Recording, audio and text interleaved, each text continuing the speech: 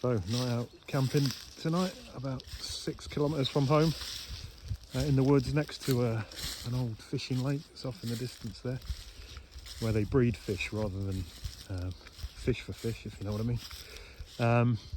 Yeah, I'm hoping to get the dawn chorus in the morning, so I've brought my SAS drop rig.